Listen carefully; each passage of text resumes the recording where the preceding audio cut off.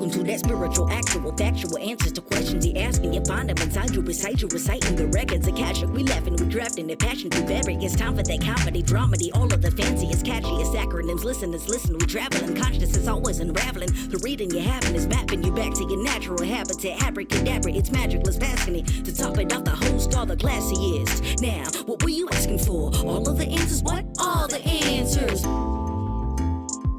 You're saying that your weed whacker guy came in your backyard? Yep, he whacked until he came. But he came and then he whacked, which is a weird order of business operations. Why would I feel like maybe you call the police in that situation? Yeah, no, he's a good guy. He's welcome to whack if that's what he needs to do to get my yard clean. Wow, that is friendship. Yeah, I'm a very understanding person. That's a long-term friendship. That's the kind of trust you build over years of working together and risk-taking. I mean, like you needed to do an episode without pants recently, and that was cool. That was fine. I feel like probably... I kind of preferred it. That's fair. Probably inherent in your friendship with this guy is like a lot of long sessions of like deep eye contact. Yeah, while he whacks. And a lot of trust falls. What's funny is the funnier image for that for me is not like masturbation, but literally a guy with a weed whacker, but like moving the weed whacker around, but while just maintaining eye contact with me as I like stand on my back porch and sip coffee. And we're just staring at each other while he just like blindly weed whacks. Here's the image I like. With his right hand, he's weed whacking. He's staring. I don't like where this is going, Katie. He's staring you deeply in the eyes. You're on the porch with the coffee, left hand, actual whacking. Mm. Am I fired? What's wrong with you? Am I fired from my own show? You are. I think I'm going to call HR. Is that Desmond? I don't know. Man, if Desmond's our HR, We're you're getting fucked. fired before me. Yeah. I feel like I could sell him on why to fire you. Well, you got him more wrapped around your finger. He's going to hear this and be like, oh, really? You're both fired. Pew! I think okay, this is what I think. I think he likes you more. But I'm more manipulative and controlling. So I could like talk him into it, even though his heart would be with you. Right. I mean, the fact is we're this weird volunteer partnership that the three of us are in right now. So like no one has any power over anybody else. I mean, I don't think that's true. I mean, he could just stop editing. He could be like, fuck you, I'm not doing it anymore. And then we'd have to scramble to figure that out. I think we all have a bunch of power in this situation. Right. Like it's kind of my thing and I invited you into it. And so I feel like if I just stopped, okay.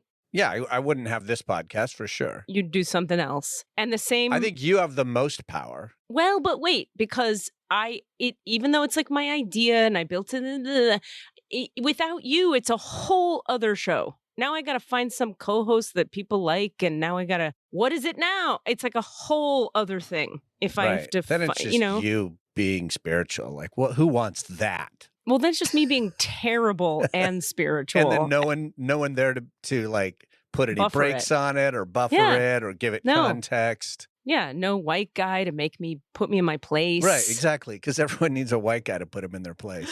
Nobody to make me feel like I have to try hard to be heard. What would be the point? It'd be like one of those radio shows like a long time ago on 97.3 Alice when Vinny got fired. I don't know what you're saying. Alice and Vinny had a morning show. Okay. Then Vinny had a substance abuse problem. Ooh. And they ended up just firing him. And then they had to go through this whole process of having guest DJs for a really long time. This is back when I used to listen to this because I was commuting. So it was a morning show. And then they got the guy for a really long time and it worked out fine. And then it turns out they hated each other for a really long time. They just did a good job of pretending. Yeah. And then Vinny got his shit together. Oh. After years. Wow. And came back? Yeah. And Sarah was on the whole time. But then Vinny came back and they're happy again. Like, wow. And they had to fire. No Name was the guy's name. The DJ was called No Name. That was his thing from another radio station. Okay, but to finish that first thought, I want to come back to this. If Desmond left, Desmond has a ton of power because he's doing this for no money until there's money here, and we are at his mercy for sure. Because neither of us is willing to be. There'd be no editing. We would just like raw file upload to some publishing platform that I would find on the internet. Yeah, but I'd be like pressuring you all the time to get it done, and you'd be like, "Bitch, I don't want to." But then you'd do it to people please, and then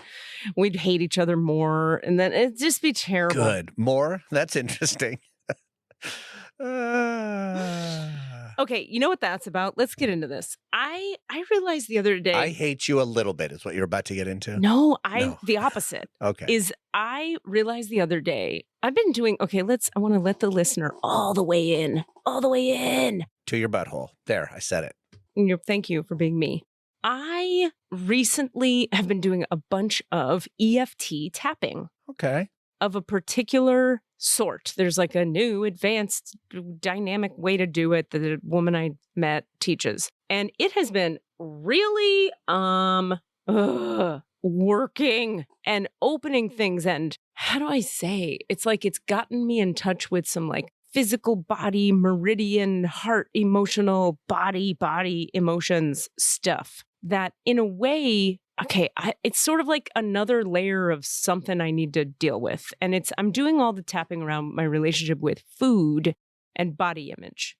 Okay. And there is so much fucking there. And all I want to say about it on this topic is I realize because of all the tapping I'm doing in this one particular way, and for those of you who don't know what tapping is, or EFT, it's called the emotional freedom technique. And there's all these points on your body that you tap on while sort of repeating phrases that bring up old shit and then clear them out of your nervous system. It's really fucking powerful. In so doing, I realized how regularly I am convinced. I don't think anyone likes me ever. Even people I deal with on a regular basis, like, I believe that I have convinced you to be here and that out of some perversion of your own weird pathology. My three nature that wants to be loved and admired and all that shit and wants everybody to be happy and pleased. That you're here 100% out of like, well, I hate Katie, but like, for these other pathology reasons of my own, I'll do this because of like, that's how deep it goes. Yeah. Like, and I've been seeing it. It's so hard to talk about this, by the way, but I feel really like it's important. Okay. Yeah. Then it shows up every fucking where. Like I always have an easy time at the front end of relationships with people. I'm like, I can make friends easily, but then I always feel like the more they get to know me, they are going to run. Because I am so much to deal with in my narrative. There's no way. And then I challenge, and then I do too much challenge, and then I'm pushed too much, and then I apologize because I'm really aware, and then I own up, and then that makes you feel like you got to own up, and it's a whole fucking thing to deal with me. Yeah. And you'll notice like I'm not having a lot of sadness around this because, how do I explain that? Because a lot of me doesn't believe that any of this is true.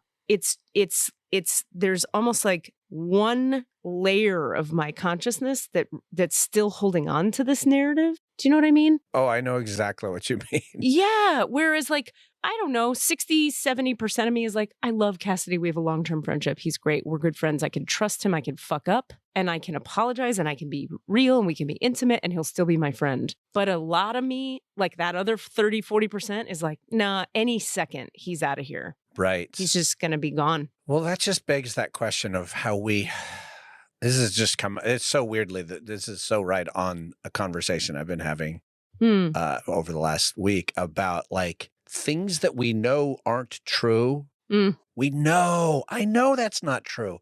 I know that's old conditioning.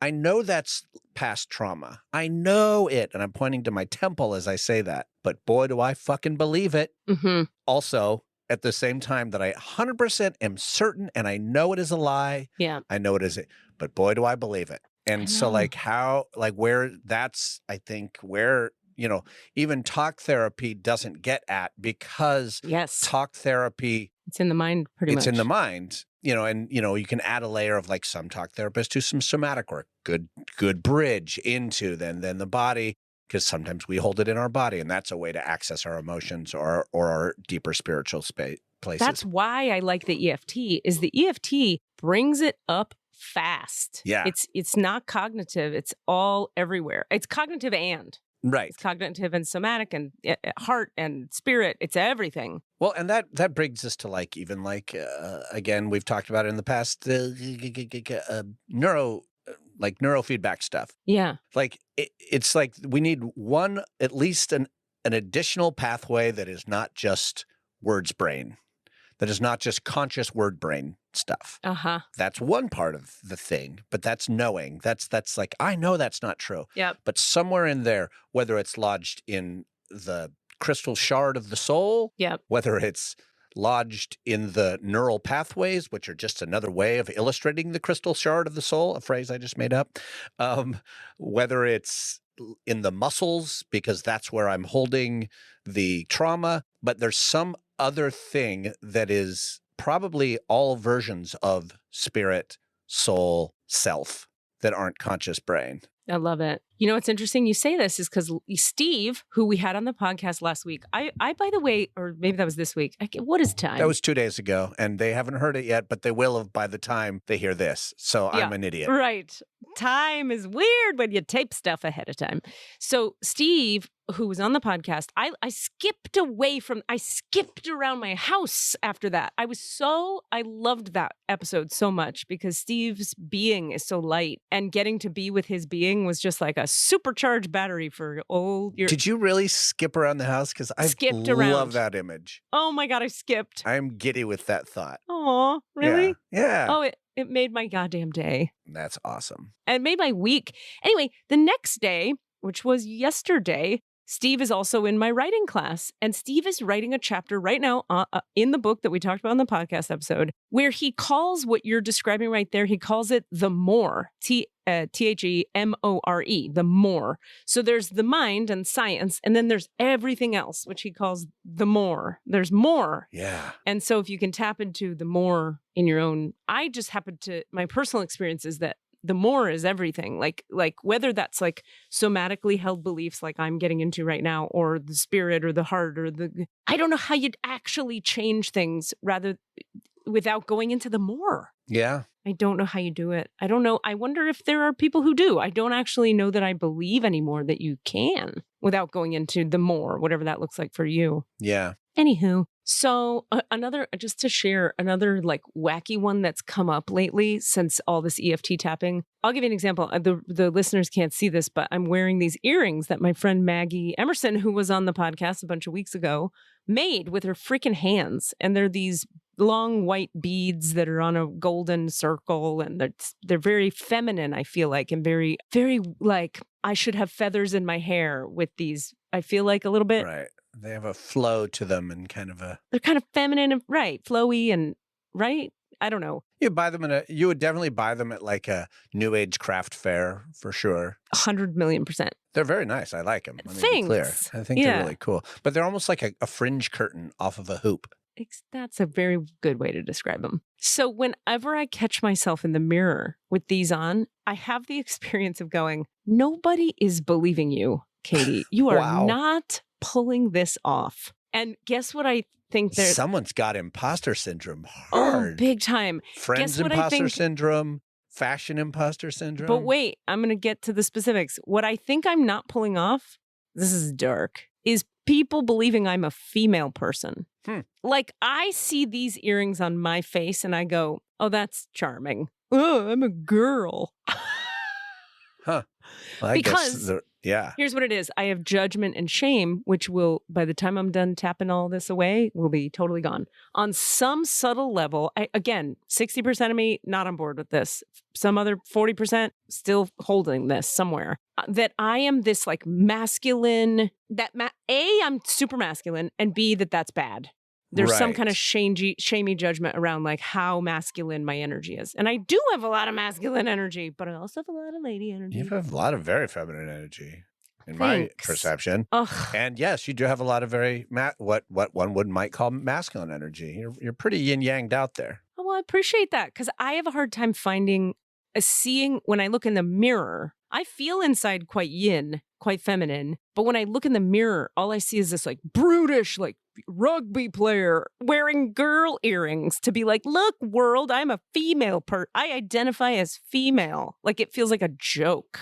Well, I mean, you think that also gets to the root of like the fucking confusion that occurs when we even deal with like gender. And I don't say that as a way of like, oh, gender is a construct and it doesn't exist. I just mean that it brings up when you actually start getting into it, like, what is masculine energy? What do you mean by masculine energy? It's very different than what someone else might mean by masculine energy. Oh, you mean loud and strong, pushy and strong? Well, I could argue that is feminine energy, and here's why, blah, blah, blah, blah, blah. So it's like, yeah, let's get to the root of what you're talking about. And that is like that thing you're saying, you think you have too much masculine energy. Okay, what do you think you have too much of? Yeah.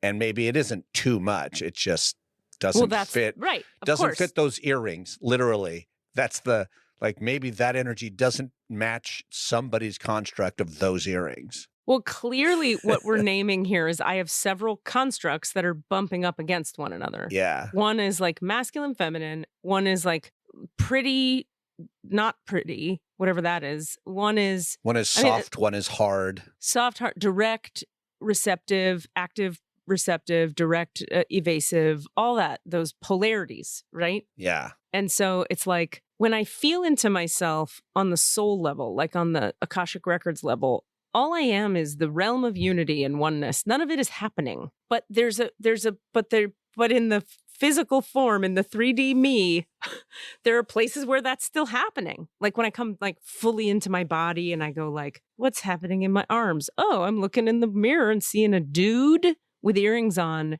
who's not intending that. Like it'd be fine if I were a man identified person who wanted to wear earrings. Totally fine. But you think there's a lie occurring. Yeah, I see a lie. Yeah. I'm going to heal that watch. I would like you to be able to release that again. Thank you. You know here in this temple of your brain that's complete and utter horseshit. I actually hope it's complete and utter horseshit. Oh, okay. You don't even know for sure. That one, the looks masculine feminine thing, it's like it's gotta be horseshit logically. Right. But I don't know. But yeah, but in your bones you don't believe it yet. You haven't released it out of your bones. Mm-mm. No, that was coming up in a conversation about like other behaviors that like, wow, I keep returning to this thing that I keep pushing through so much so that it's hurting my body. A friend of mine was like fucked up back, right?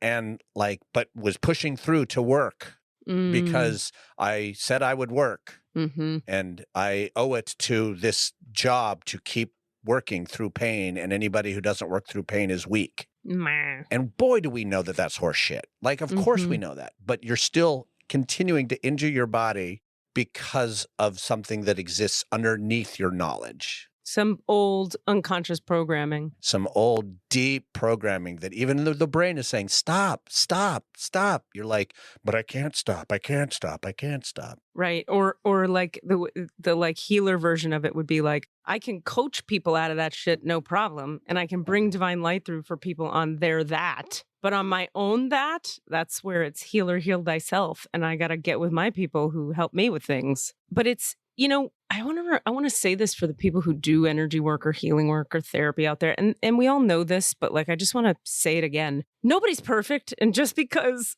like I can heal shit in people that sometimes as I'm doing it, I'm like, oh, I should really run this protocol with myself later. Like you can be real good at doing it and still have a ton of shit to work through. In fact, most people do. Right. So, I say that to empower the people out there who are like, but I still have blah, blah, blah, so I can't be a blah, blah, blah. Well, you're never going to be perfectly whatever.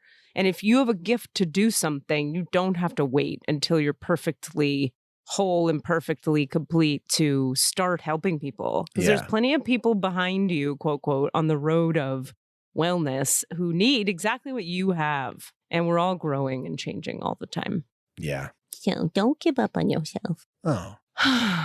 Good talk. Stitch that in a pillow. No. Don't give up on yourself.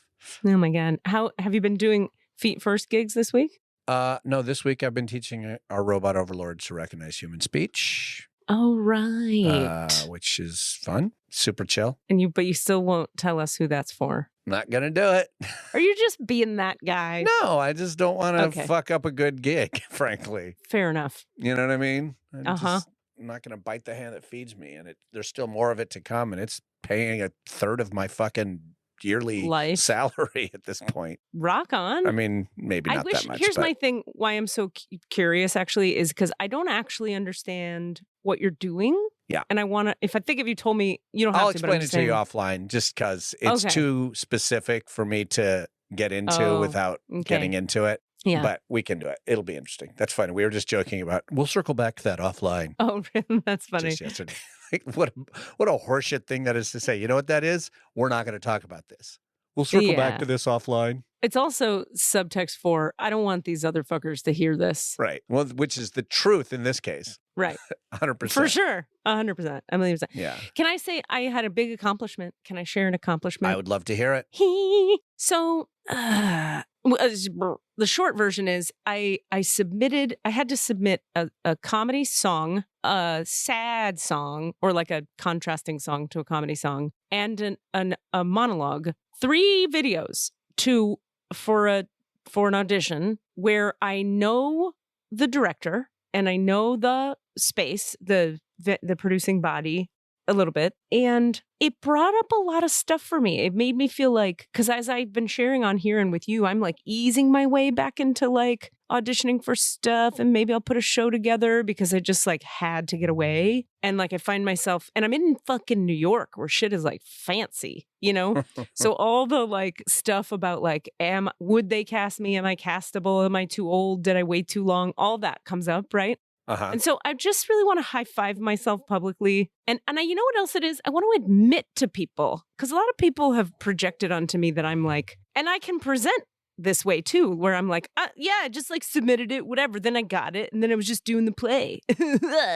Like, it's not fucking hard. Yeah. And you know what? It is vulnerable as fuck to sing 2 different kinds of fucking songs on camera. You got to watch yourself on the camera. You got to sound okay. You got to try to nail it. You got to tape it 5 times each to get the best one. Then you do the monologue, and hopefully... Then you got to send it off thinking it still sucks. Or send it off being like, I thought it was great, and then never hear from anyone and never know why. Yeah. So it's an incredibly vulnerable fucking thing we do, and I'm in a new phase of life where I am owning the things that are vulnerable instead of pretending that I'm just so strong all the time that it doesn't hit me. It's not easy. I've been hollering into a canyon for the last 2 months.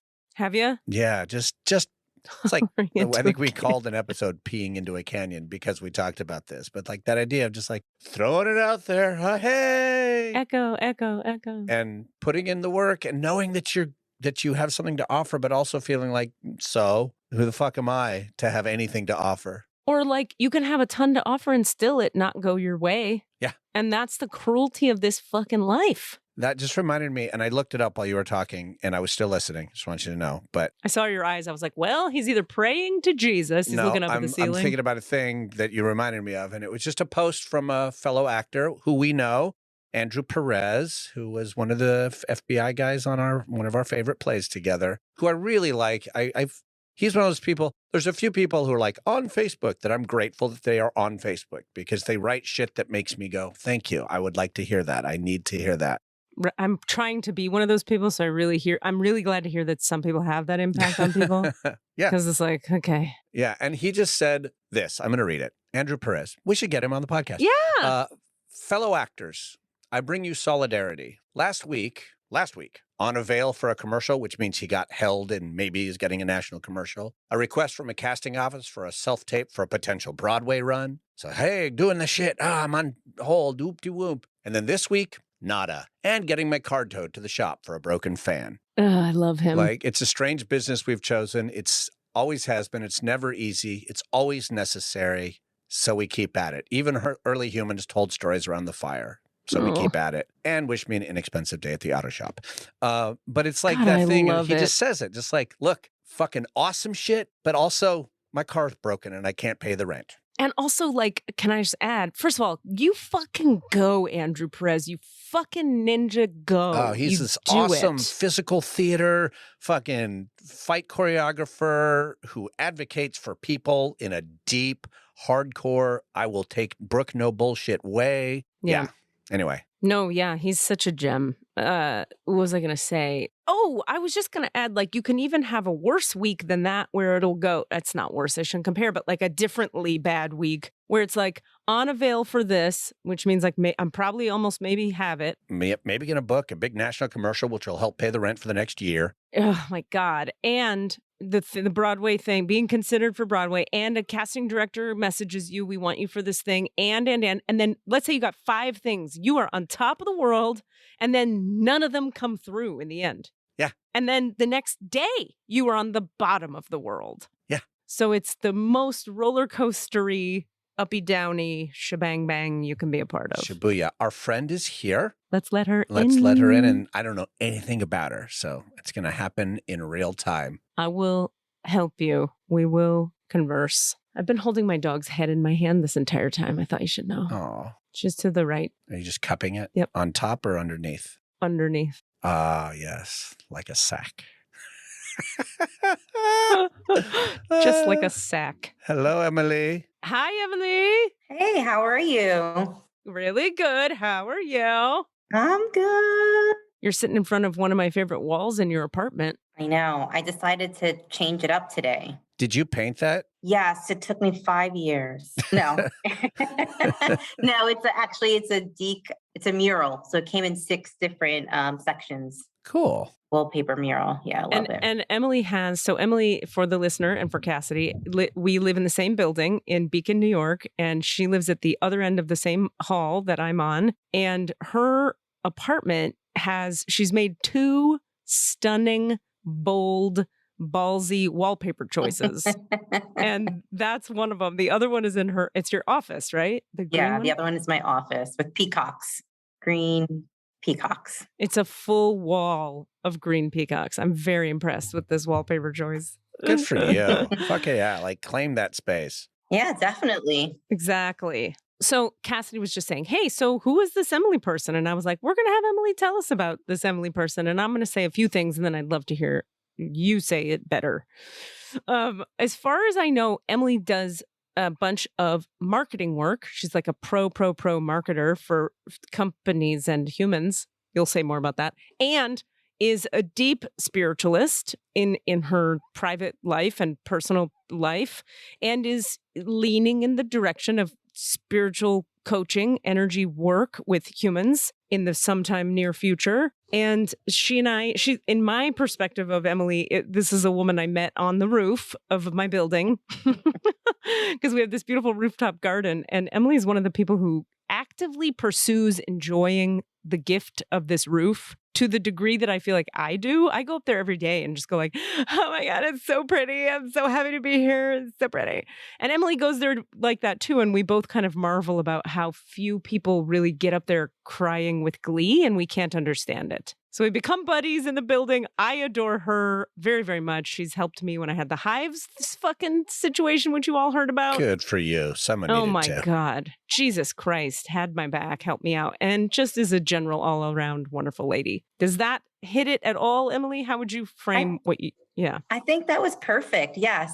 So I've been in marketing for, God, I don't know how many years, 15 years now.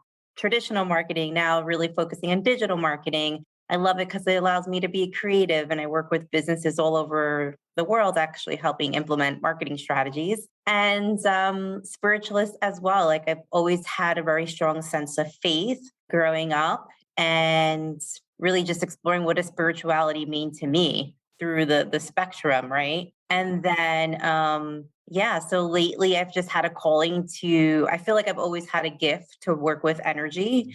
And now is a time that I'm exploring that and bringing that into the world and helping people with energy work and doing it with essential oils, but then also my own energy healing. So, yeah.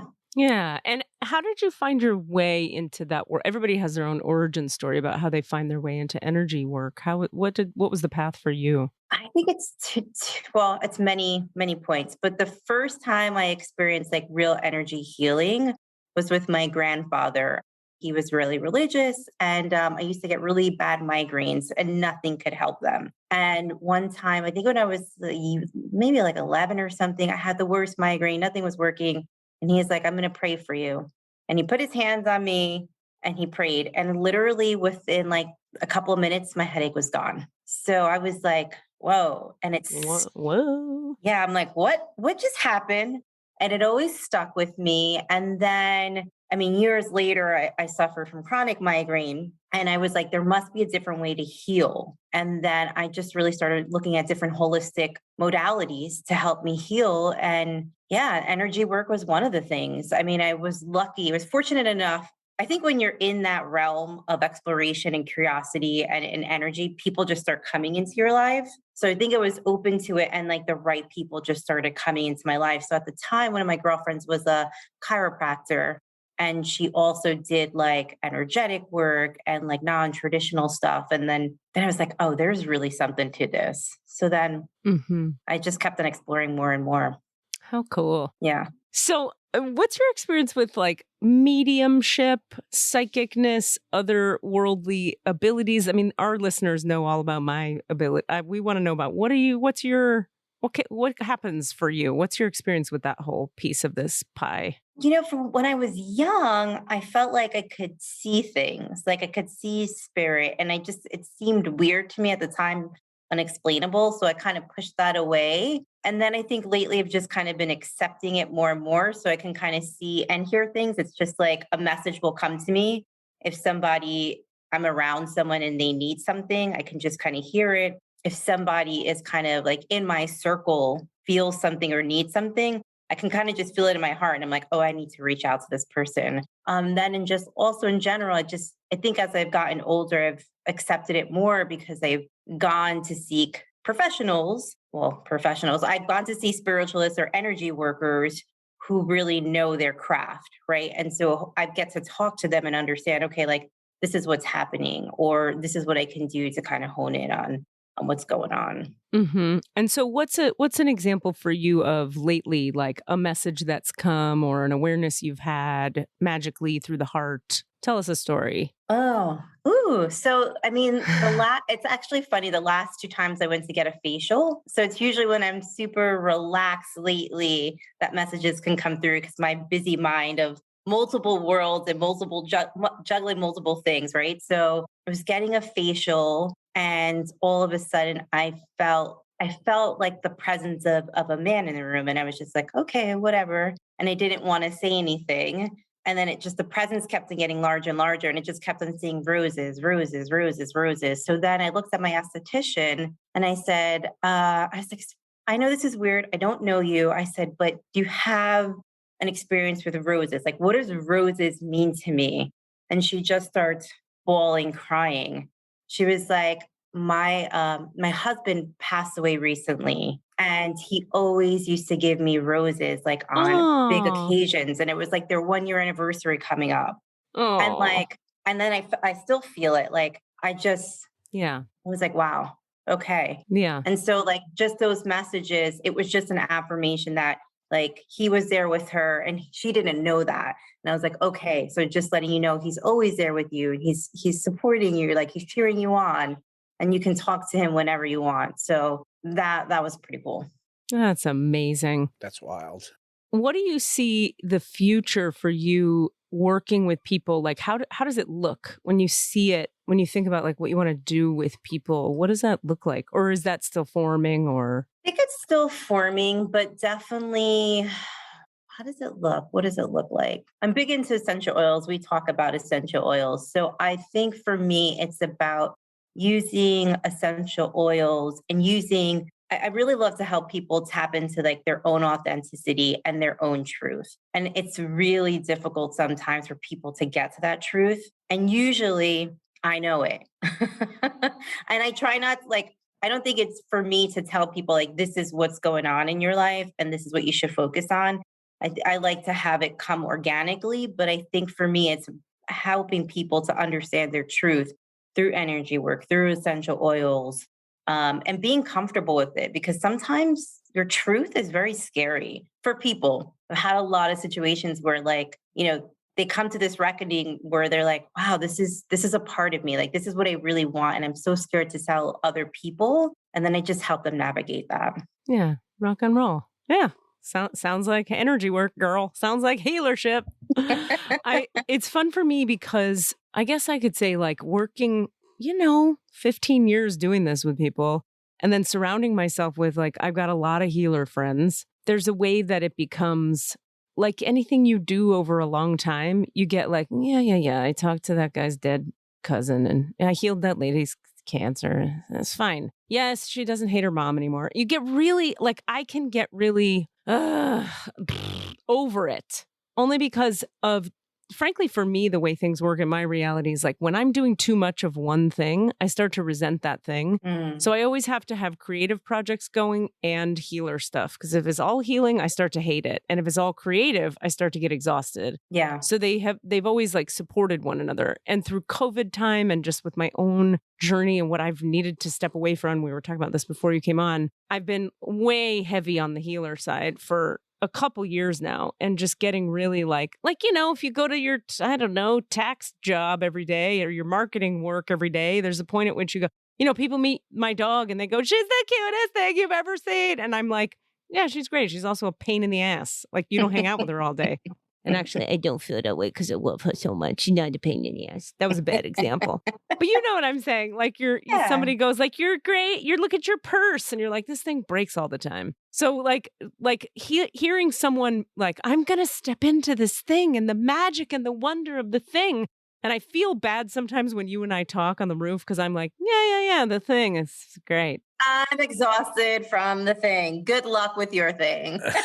Well, it's not even good. I'm excited for you about it because you're excited. But there's that way that I can leave those conversations being like, you know what I'm saying? When you're like, it's like if I came to you and I was like, I want to start a marketing business. I'm so excited about marketing. You'd be like, oh, girl, wait till you're inside of it. Well, it's funny because I'm typically always excited. We run into that all the time, though, with like young actors or whatever who are like, can I pick your brain? And I really think this is a thing I'm going to be doing. And you're like, yeah, I'm fucking doing it. And of course I'm doing it. And I love it. But I also kind of want to be like, yeah, okay, kid, go ahead. Because when you're inside of a thing, you know the realities of the thing and you know the gifts of the thing, but you know the challenges of the thing. Right. And so you lose the sort of like rose-colored glasses. Like it's all going to be wonder and light when I'm doing this. So how do you refresh yourself? Curious. Great question. I have to be creative. That's what I was saying. I have to be doing other things to balance the energies out. That's how I do. Also, I have to take long periods off. Like in the last 4 or 5 days, I moved all my clients like next week or the week after, because when I hit this certain space in my body where I'm starting to feel like I cannot sit in another channeled light healing session, then I don't. I don't push myself to do it when I hate it because that doesn't go well for the client and it doesn't go well for me. Yeah. So I reschedule and I shuffle things around. And then like in the last couple of days, I've been doing a lot of like, I ask the question all the time, what is incredibly fun for me and entirely selfish? Ooh. Oh, I want to go like hike and I want to have a bagel and I want to be with my dog and I want to have a friend date. My girlfriend's coming from Woodstock later today and I. Because for me, if I do too much help the people, yeah, there's a real disowning of self that happens in that. And I am all about not that. Yeah. So I just have to be attuned to myself moment by moment and go, what am I actually needing now? That if I were to give myself that, I wouldn't be cranky about this other thing. Yeah. That's how I do it. Big breaks and balance, you know? Yeah. How about you? Do you ever get overwhelmed with marketing? Are you like, fucking marketing, God damn it, sometimes? Or you're just over it?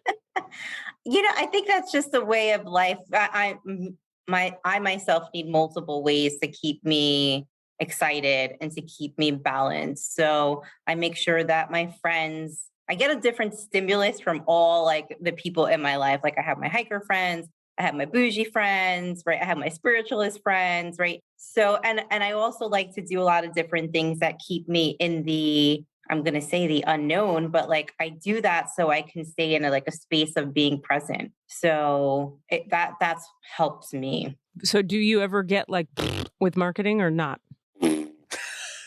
I love it. I love it because it gets me, I love business. I love being creative. I may get with some of my clients, right? Like, oh my God, I told you this. We did this like 17 times. Like, why are we not doing like something different? So there's no aspect of it like, okay, so the clients sometimes, but what about being at the computer all day? Or there's nothing that gets repetitive or. Well, that does. Yeah. Yeah. Bingo. Yeah. Being in front of the computer all day is really difficult for me.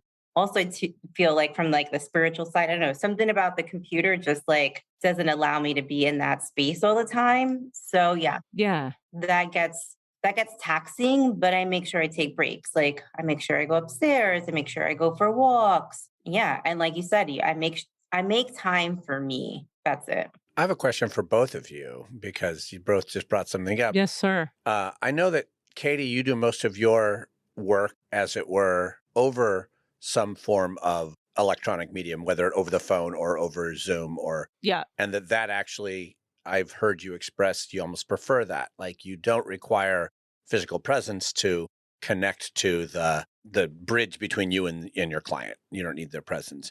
And Emily, I heard you early say something about like when you're with somebody, you get a flash, like you're with your esthetician. Do you find that for you, is it more necessary to be physically present for those connections to occur? Have you? Right, because everybody's different. So Yeah, that's why I ask. Like, there's different modalities here. No, I mean, I get flashes in my dreams.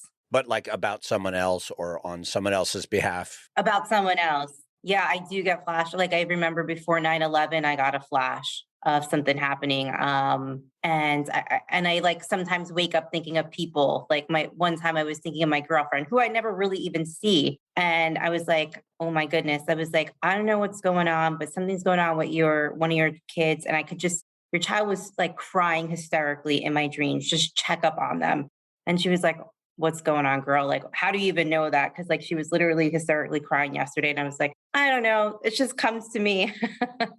So it's like whenever spirit wants to tell me something about someone in my network, it just does. Yeah. So I appreciate that being that, I mean, you just reinforce something that has come up a few times when people like go, they'll ask like on the podcast, like, Katie, really? You just do it over the phone? You don't need to be in person? And I've had that thought too. And I really appreciate that even though it is different for everybody, it sounds like another example of, no, it's the great beyond that transcends the three-dimensional reality. So whether I'm sitting in a room with somebody isn't actually relevant because we're tapping into the oversoul or the ether or the more or the other thing that isn't tied to the three-dimensional reality. Anyway, that's all. Thanks. Thank you. That's Thank all. you. Thank you. I've Thank said you. what I And good had to night. say. I appreciate you having me. Thank you. Goodbye. I am complete.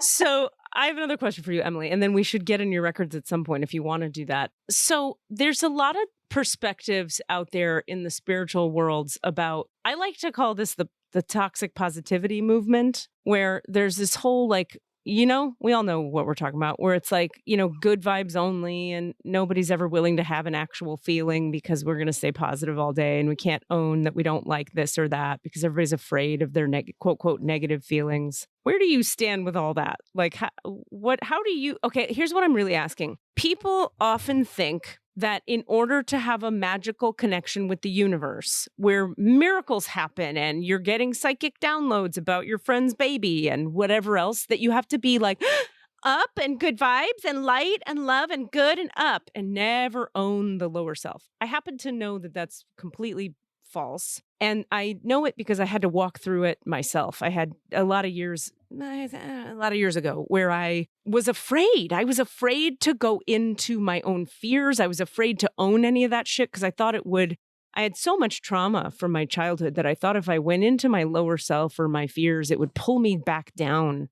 into all that misery that I was in when I was younger. And then I had to learn that the only way out is through. We have to go down and into what's there in order to transmute it and come out the other side. Yeah. But so many people right now in our culture are just learning that idea that you have to like face what's happening in order to change it. Yeah. So like, what's your relation? What words do you have to say about all that? Man, I get the good vibes only. It's so funny because I was just thinking about that yesterday. Good vibes. That's what I love to talk about. But I mean, you really have to go into your shadow work or like the deep work of who you are and like the past pain or the present pain, right? Because in order to get these I find in order to get these miracles, you got to be willing to face your deepest fears. I've done a lot of work in terms of processing because I feel like emotions is something, or expressing your emotions is something that we're not taught in this culture. And I think like 4 or 5 years ago, I took this course and it talked about like the 88 keys of emotion. And it talks about sadness. It talked about grief. How do you work through that? How do you go from one state to the next state? How do you have power in the grief?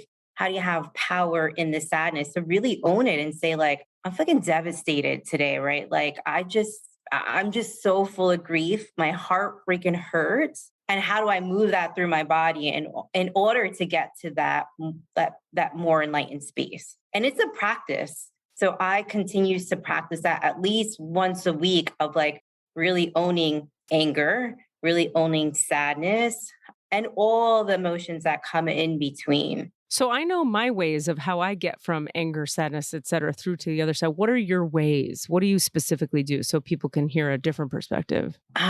So one of the things I do, and it was a tool that I learned from the class, is I take a soundtrack. We have multiple songs. So like songs that are going to invoke rage, songs that are going to evoke sadness, songs that are going to invoke like feeling good and happy. And I put those bad boys on, and it's usually like 2 grief, 2 rages, and then 2 like excitement songs. And whatever my body needs to do, like I will just let it do. So like for the grief, and it's all about like the movement, right? Because usually like trauma is stuck in our bodies in certain places and we don't even know it, right? So it's just like whatever the music tells me, I just go. And there's emotions that come up that I totally forgot about. And so I just practice I'm moving that through, crying when I need to cry. Like my friend laughed at me because I was such a stoic for so long. I didn't really believe in crying. Like it was like, be strong, get through it, don't show emotion. So like I literally had to practice crying. Yeah. So I practice crying. And it's like after I do that, like after I'm raging out or after I'm sobbing, crying, I'm like, wow, it feels so good, right? Because it's moving all that crap and that gunk through my body. So dancing. That's one of the ways. One of the ways is dancing, movement Yeah. with music. Yeah. Movement. Yeah.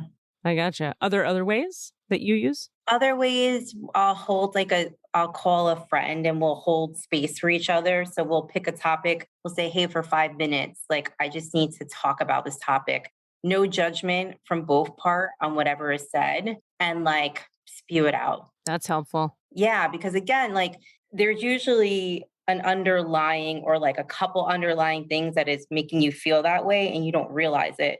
So by just talking through it and the other person like holding space and honoring wherever you're going through just helps. It sure does. Okay, so talking it out, processing it, moving it out, dancey musiciness, anything else? And it's okay if not. I like being creative. Like I like coloring. I just feel like I get a coloring book and I just color away. Oh, I love that. What does it do for you? It allows me to be in the present. And then also it's funny because I go back to my book and I see like the colors that I've used or the strokes that I used, like what kind of mood I was in. But it allows me to just be like creative and just kind of get out of usually out of my head and into something different, a different space. It takes you out of the head. Does it take you into the body, or does it take you like out of the head and into the spirit, or where does it take you? I think it out of my head and into like another place. Yeah. It's like a form of meditation for me. So connect to something different. Gotcha. Rock on. So do you have some questions you'd like to ask in the records? I know we were chatting before and you were kind of like, I don't know if I have any. I know. I was like, oh my God. So what did I want to know? You don't have to tell me now because we'll open the records and then you can tell me. But I just want to know if you actually want to do that. Because sometimes we've had guests come on and they go like, I'm all set. I don't need to even get into that. No, let's do it. Let's do it. Okay. So I want to tell you something, which is you can, even if you wind up with not a lot of questions or you don't have a lot of stuff you're wondering, we can just get in there and there may be family members you want to talk to on the other side, as you understand deeply. There may be questions you have about other people. There may be things you want to heal, clearings you want run. Like we can kind of do all kinds of any of that. It's all available in the records. So in case that opens any realms of possibility for you. For the listeners, my stepsister who lives in Jacksonville, Florida, came up to visit me and with her girlfriend, and the three of us went out with Emily. The four of us went out and had dinner. And when we later parted ways, my sister's reaction to Emily was like, God, she's such a heart-centered person. She's such a kind, warm, heart-centered person. And I was like, that is the thing. That is the Emily thing. So that was her. It really, and I'm working on expanding it more and more. I feel like my energy, like my work around healing has been around like the heart and trauma stuff. And like, I believe in like lineage, baggage, got a lot. So yeah, it's been awesome. Thank you. Yeah, that was her experience of you. I love when people say things like, I believe in lineage trauma. I'm like, that's like saying, I believe that we breathe oxygen. I believe in oxygen. I'm like, yeah, you think? Yeah, fucking A. What did somebody say to me the other day? People love to say this too when they go, what do you do? I go, I'm an energy healer. They go, yeah, I kind of believe in that stuff. Like as if. Thanks for your stamp of approval. Yeah, exactly. Like I just told you that's my career and it's been my career a long, long time. Now you've decided to say that I kind of believe in the thing you've dedicated your life to. It's like, what a weird thing to say. You would like if you said to me, if I go, Cassidy, what do you do? And you're like, I'm a tax attorney. And I go, yeah, I kind of believe that taxes exist. How diminishing and devaluing and stupid. I guess what you do is necessary. Yeah. I guess it's not even necessary. Real. I guess what you do might exist according to my filters of what reality is. Right. I love that one. I was at the bank the other day getting a fucking business checking account. Sexy. And my bank guy, and this is another one when people find out I do comedy. Tell me a joke. I need to do 20 minutes just on this conversation. Although every comedian has their fucking jokes about this thing. But this kid said, he said some dumbass shit. And I said, all right. And this is how over it I am and how me I am. I go, so I couldn't even respond. It was some kind of question. And I said, and I looked down and he's like, you probably get that a lot, huh? And I was like, yep. And I said, you want to hear the ones that I get that are on par with what you just said? He goes, yeah. Then I told him my favorite list of things that people say when I tell them I do stand-up comedy. One is they look me up and down, particularly if they're an older white man or a young white man. They look me up and down from head to toe, and then they go, comedian, huh? Are you funny? No. What is my answer? No. What the fuck you? And the combined with the look up and down. Right. So that has something to do. In this body, you're funny. That's right. Like, this is what I've learned it is a lot, is they're assessing my hotness level according to their perception. Like, how hot is this chick? Well, she's semi-hot such that she might not be funny, but she's not that hot, so she's probably kind of funny. Right. But I can't decide because she's not like super pretty, but she's not unattractive, so like she could be funny. Like, if you're super pretty, people the inverse proportion of funny to pretty. And so I always, when they do that now, I always look them, I go, what do you do? And they go, I'm a banker. And I look them up and down and I say back to them, like, can you add? How's your arithmetic? Yeah. Fuck you is what I want to fucking say, because fuck you. Are you funny? No. How? Who? What? I can't even. That's one. One of my other ones is tell me a joke. That's always great. But the worst is, I'm funny. Here, I wrote this joke. Ready? And then I have to walk away. I have to make a lie happen from my face holes and walk the other direction. You just look at me. I just shit my pants. I have to leave. Because I can't do another polite smile at what you have decided is funny that now you're going to run by me and I have to pretend that it is. Because guess probably what? A mother-in-law joke. Most likely. It never is. Ever. Not one time ever has it ever been. A mother-in-law? I wish someone, a good joke. No. I wish someone would prove me wrong and be like, oh, well, that funny. And then we're laughing and then I high five them. Let's do that sometime, world. I think it's going to happen. I don't have faith, Emily. I'm not in toxic positivity about it. All right. So. Oh, you're in marketing. Do you get people's information out to other people? Do people buy the stuff you tell them to buy? How's that feel? Not so fucking good. All right, Emily, could I please have your full legal name, the name that shows up on your driver's license? Full legal name is Emily Beth Lopez. Perfect. All right.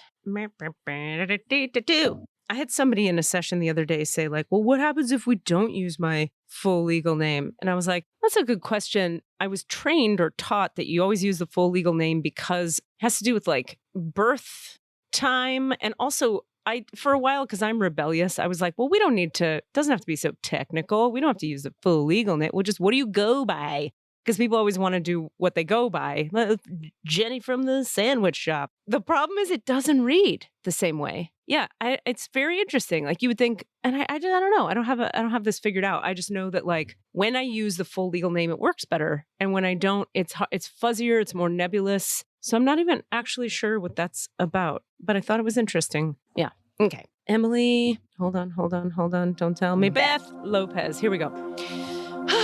So we'll close our eyes for just a moment.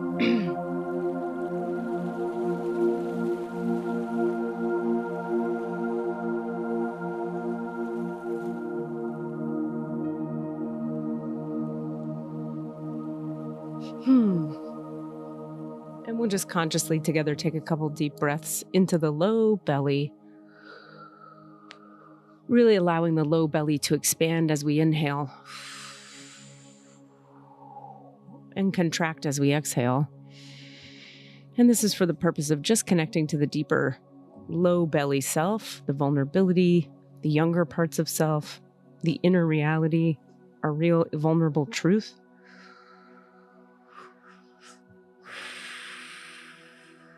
And as we breathe into the low belly, we'll become aware of the bottoms of each foot, connected to the ground, flat on the ground if you're able and ready. You can be wearing shoes or socks, that's totally fine.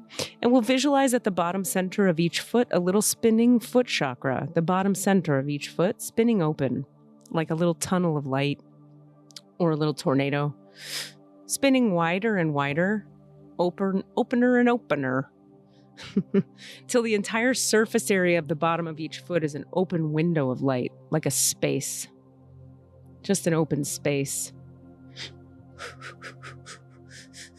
And we'll just acknowledge together that as that space opens, we have allowed the electromagnetic field of the body to communicate more directly with the electromagnetic field of the earth.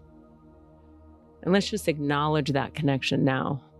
I am an electromagnetic body, so is the earth. And through my feet, we are connected more intimately now than we even were moments ago. And the next step is we'll visualize our full physical body as a conscious light, a conscious tree of light, the torso of you being the trunk of the tree.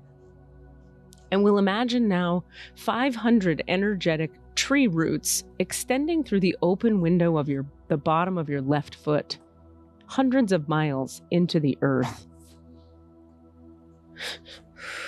And we'll see now 500 energetic tree roots of light extending through the open window of the bottom of your right foot, hundreds of miles into the earth. So we're seeing 1,000 tree roots of light anchoring down and in, and down and in, and down and in, into the here and now.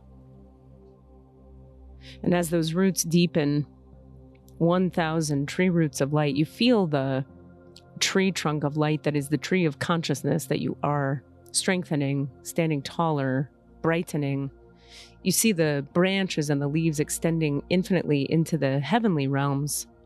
Amen. Next, we're going to visualize a nice 1.5 foot wide grounding cord shooting from the base of your spine to the center of the earth. 1.5 foot wide, and it shoots right down to the center of the earth. And as it hits the center of the earth, we'll just visualize a river of light flowing up from Sophia Gaia, the soul of this planet, all the way up through your grounding cord into your root chakra, the base of the spine there. And this river of light, we'll just imagine it flooding forward into each hip socket, and down through the quads and glutes, and down through the hamstrings of both legs, and down into the knees and calves and shins, ankles, feet, and the roots we established moments ago. Until we have a nice tripod grounding structure of light. 3 ways of connecting to the earth herself. the 500 roots through the left foot and the 500 roots through the right and the grounding cord through the root, all being nourished now by this river of light from the earth herself. Amen. And as you continue to feel into that tripod grounding structure, we will now acknowledge the forces of light. Asking for guidance, direction, and courage to know the truth as it is revealed for our highest good and the highest good of everyone connected to us. Holy Spirit of God, protect me, please, from all forms of self-centeredness and direct my attention to the work at hand. Help me to know Emily Beth Lopez in the light of the Akashic Records. Help me to see Emily Beth Lopez through the eyes of the Lords of the Records.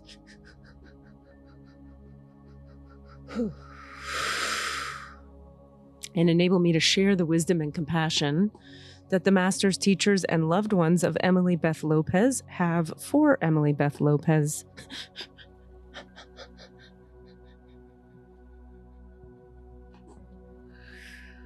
And I'll just go quiet for a moment here.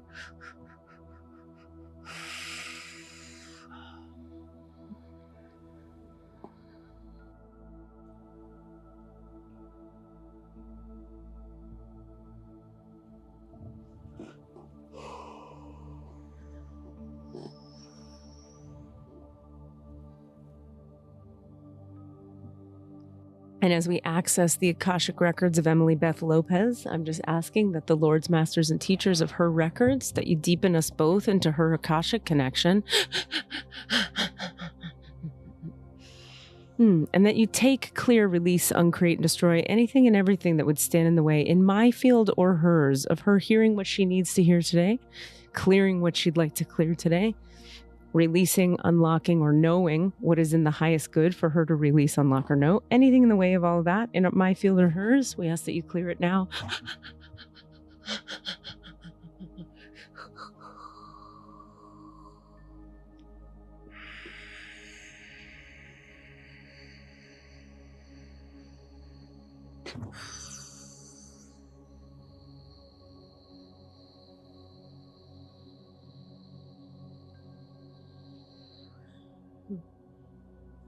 Okay. And so what are you aware of right now, Emily? What's happening in your body, if anything at all? It's interesting when you said to release stuff. I felt tickle in my throat. My throat chakra's kind of been blocked a little bit, so I feel like something wants to be released there. Yeah. Do you want to feel into it a little more so we can clear it entirely? Sure. Because it keeps coming up. It's like... Okay, so... Yeah, so just get present fully to all of that.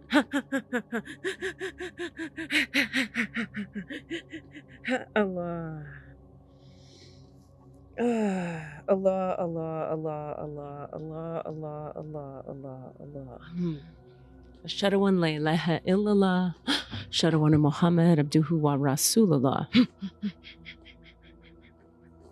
And there's a connection here down to the third chakra and the back of the third chakra, solar plexus, where it connects to your nervous system, spinal column. If you feel like feeling into that, we can clear this connection. Oh yeah, go for it.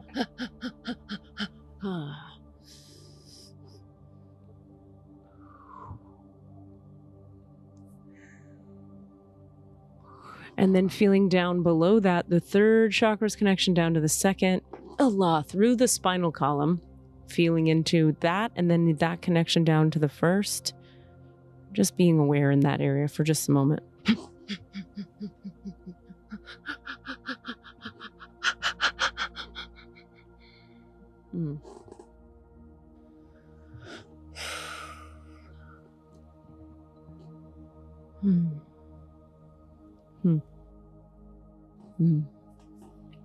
And what's happening for you now in your body, mind, organism?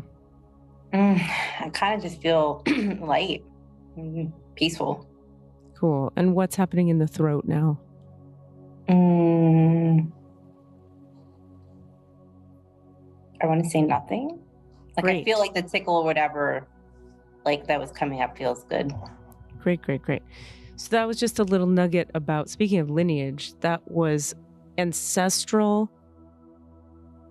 trauma.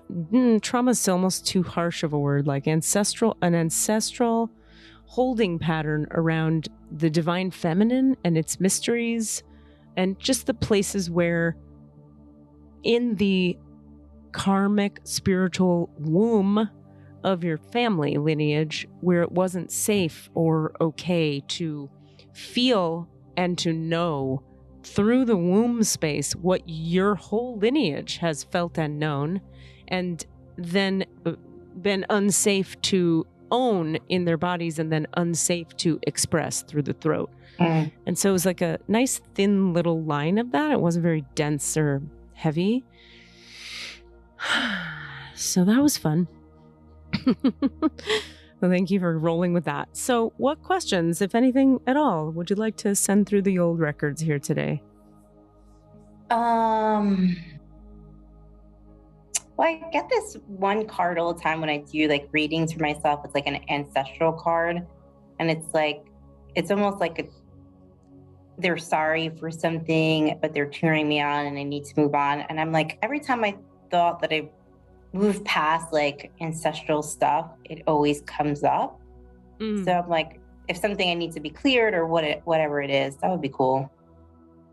So tell me again, what is it? I didn't understand what you said when you said it feels like they're apologizing for something. Can you say more about that? When I read the card, like what the card stands for, it's like they're almost like saying, I'm sorry that you've gone through this, but they want me to move forward. Huh. And I continue to get the card. Oh, okay. So you're wondering what they want you to move forward from? Yeah. Oh, okay. And how to move forward, because I'm always looking to move forward. So of course. Okay, so well, okay, of course that was the thing we just moved. Okay. So there's that. Let me see. Is there anything conceptual you'd like her to understand about it? Yes. So this is the history of women in your family and lineage not entirely being visible or out about who they really are. Oh, and there's a piece clearing right now.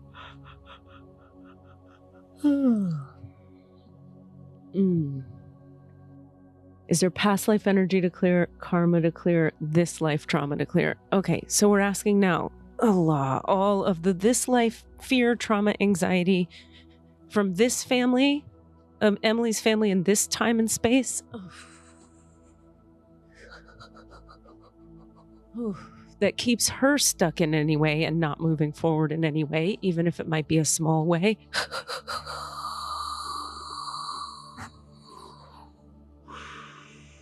And Emily, are you willing, ready and able right now to send all of your family members' fear and anxiety about what you might become back to themselves? Yes.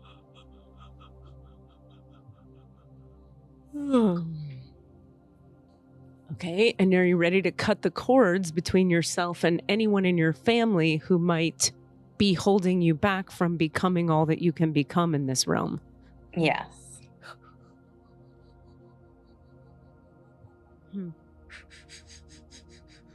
So feel into your third chakra if you could.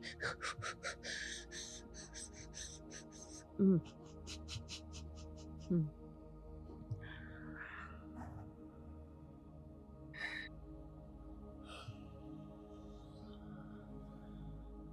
would you be willing, Emily, to actually be a vocal, visible leader in this space?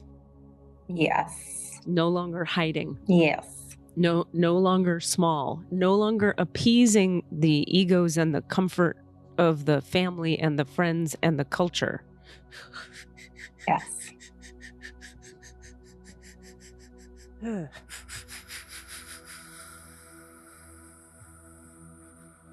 We're just releasing a ton of energy now from the third chakra.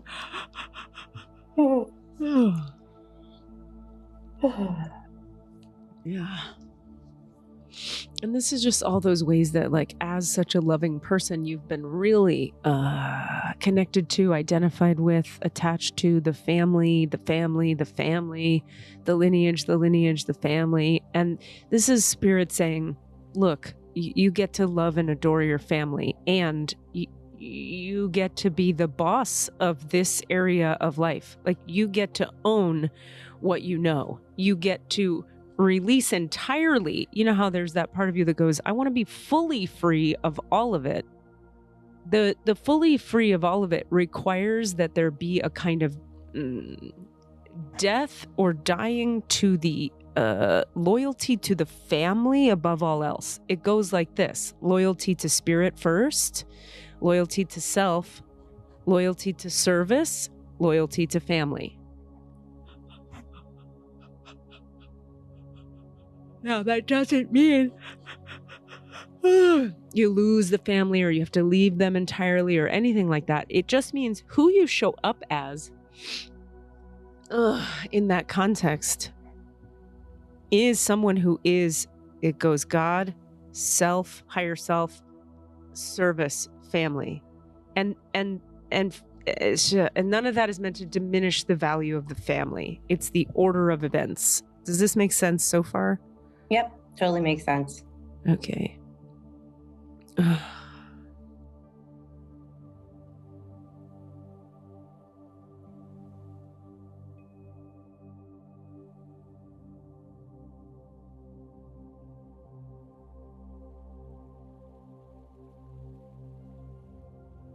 Okay, and now, if you can just, for just a moment, bring your attention to the center of your head and to the crown.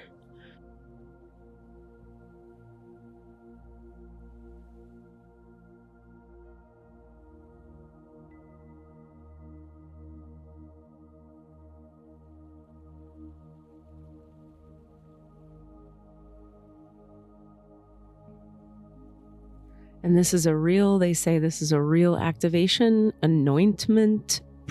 It's like we're dubbing you. They're like, you are a priestess now. And once we complete this, there's no going back. Are you ready? Do it! Okay, so that means that you won't be led by your mind anymore. And that your mind, when you follow it, will lead you astray. Not in terrible ways, but just it won't be the thing. Are you ready? Okay. So feel into the mind now and all the parts of it that say, no thanks, I'm good, I'm in charge. Without being super positive about it, we're going to be real about it.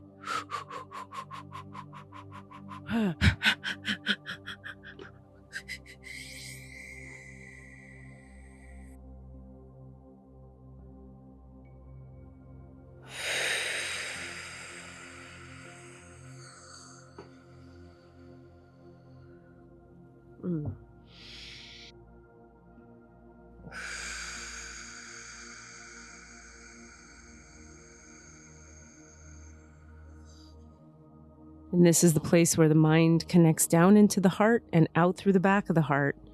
And we're breaking the spell, you could say, or the hardness that puts the mind in the leadership position.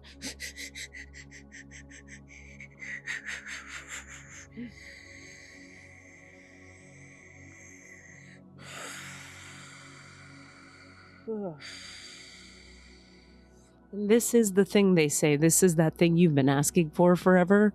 This is that thing. To break me out of it entirely. Break me out of the matrix. Break me out of my marriage to the illusions. Breaking me out of my denial. Break me out of my comfort zones. Make me see, lift all the veils. Help me see through all time and space.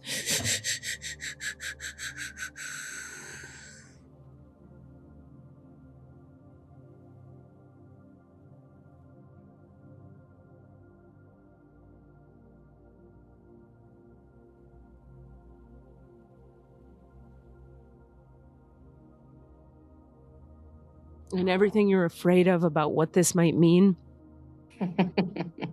Let's feel into those fears and we'll just blast those out with light as well. Yeah. Because it doesn't have to mean any of that. But you have to face it. You have to feel it now in the heart, all those fears. Yeah, good. And that is the core of the ancestral lineage. All the fears of what it would mean to be as see through time and space as you actually are. Here we go.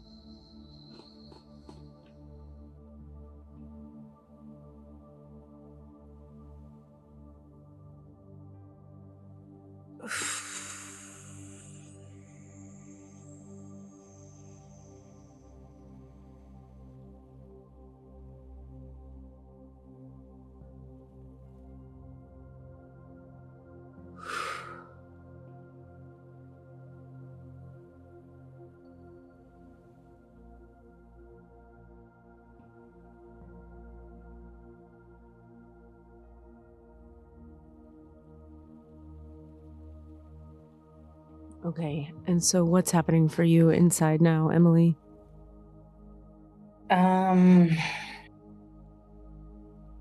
It's funny because when you said fear, like I definitely felt all the fear coming up, but I just feel pretty calm and relaxed in this moment.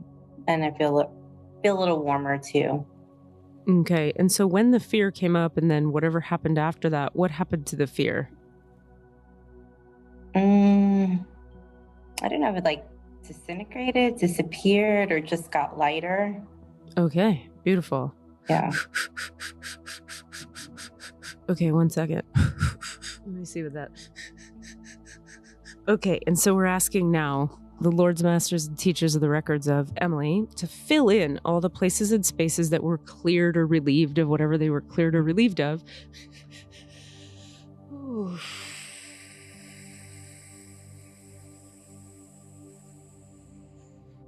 With the highest and best vibrational frequencies of light, all the light codes she requires, the crystalline grids she needs, the divine source anchors she requires, the highest and best Akashic energy and blueprinting that she can now receive. We ask that all the places and spaces be filled in.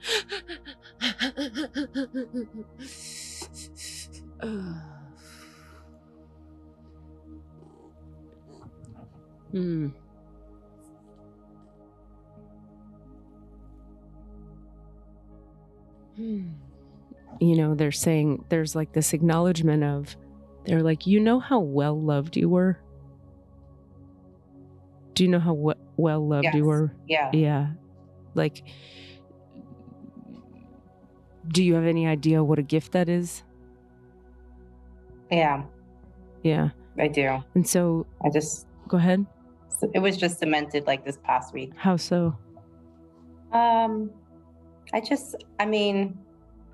I think I've always known how blessed I've been, like all the people in my life who love me and who are there for me and who support me. But I think something just like really clicked. Like, I think it just kind of landed more in my heart that's all that's all we ever asked for and all I need right at this moment.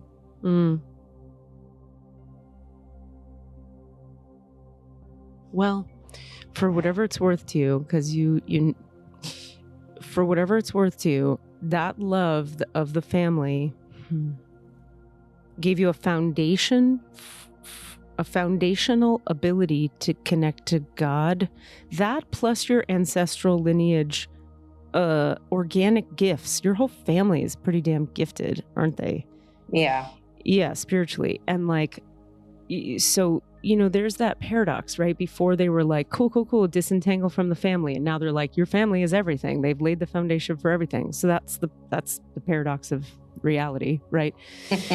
It's where we're tied to or married to or bowed in the spiritual sense to the supremacy of the family that needs to transmute.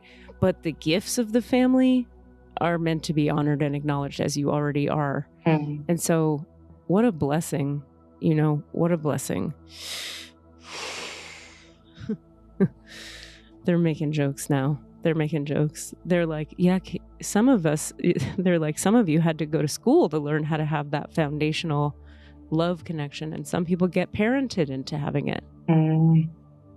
And you're very blessed, very lucky to have that. And they want me to say it out loud so that you, really, really acknowledge on the daily, if you're so inclined, in your prayer practice, whatever that might look like. Thank you to the love of my family. Please, angels, God, team, guides, whoever you pray to, bless and keep and nurture and care for my family. Because thank you for the portal of light that their love was for me. Amen. Yeah. That's beautiful. Anything you'd like to ask Emily? Anything else there?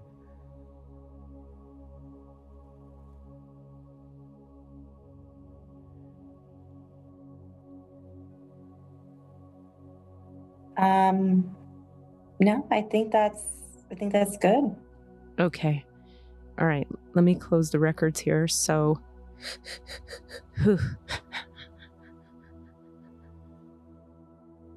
all right. I want to thank the masters, teachers, and loved ones for their love and compassion, the lords of the records for their point of view, and the Holy Spirit of light for all knowledge and healing. We ask that you return all of Emily Beth Lopez's energy to herself now. As that you return her to her complete human wholeness now. The divine portal and the Akashic records of Emily Beth Lopez are now closed. Amen. The divine portal and the Akashic records of Emily Beth Lopez are now closed. Amen. The divine portal and the Akashic records of Emily Beth Lopez are now closed. Amen, amen, amen. Ashhadu an la ilaha illallah, ashhadu anna Muhammadan abduhu wa rasulullah.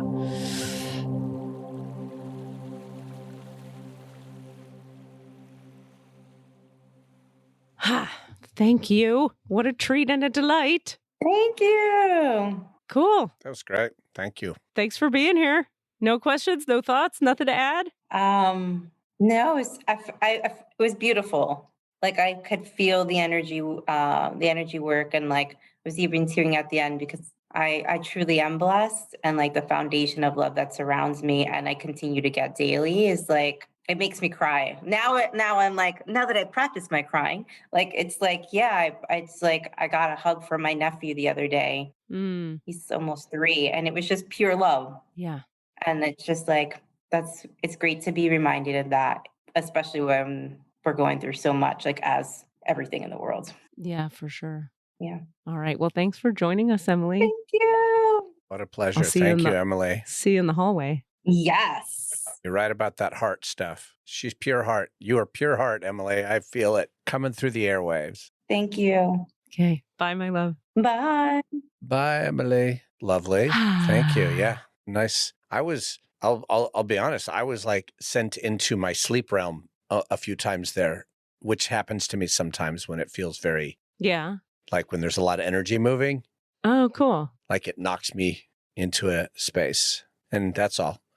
So I was like listening, and then I'd just be like, oh, wait, I'm somewhere else now. And then I'd come back and I'd be like, what happened while I was gone? But it felt like I was being pushed there as opposed to just being like, oh, I'm sleepy, I'm going to go to sleep. Yeah, no, I was going to say, you know what that usually is, that something that is happening for her or releasing for the other person has a resonance for you as well. So you were getting healing and activation through that as well, which is so cool. Well, yeah, I mean, the stuff about like you are very loved by your family and you need to disentangle from them and take the gifts, and like that was definitely deeply resonant for me. So yeah, and it's, this is why in energy healing schools they love to talk about, and I talk about this a lot too, about the power of working in a group, because when there is a resonance between people, you don't have to know that there is, you don't have to understand it psychologically, it just moves and knocks you out and heals you. And it's so cool how that happens. yeah, and that we've discovered in the past that sometimes I need to be knocked out to get my healing. So that was happening maybe a little bit. So, A lot of us do. yeah. Yeah, It's like, I hear that. it's like taking, it's like getting an operation and they put the gas mask on. For me, it's sometimes like, you know what? We need to move some shit around. Will you just check out for a sec? I'm going to do a little work. Night, night. Night, night. You're very charming. Bye. Bye. Do your work. Okay. I love All right, you, I love Cass. you. Have No, a I good love one. you. I love you. I love you more. Yes. More Yes, than, and yes, I love you. Yeah. Oh, okay. Love. Okay. Bye. Do your fucking work. Do your work. Do your work. Do Goddamn. it. Bye. Fuck you. Asking for all of the answers. Say what? All of the answers? Yeah, all the answers. Hey guys, thanks for listening. We'd love to hear from you. Please email us with your questions so that we have questions to answer in the Akashic Records. Our email address is allanswerspod@gmail.com. That's allanswerspod@gmail.com. And if you'd like to find us on Facebook or Twitter, it's @allanswerspod, @allanswerspod. Thank you. Hey, baby, what's wrong? Mixed and edited by Desmond McNeese for We Mixed It, LLC. Go to whatsoundsawesome.com. Ding dong.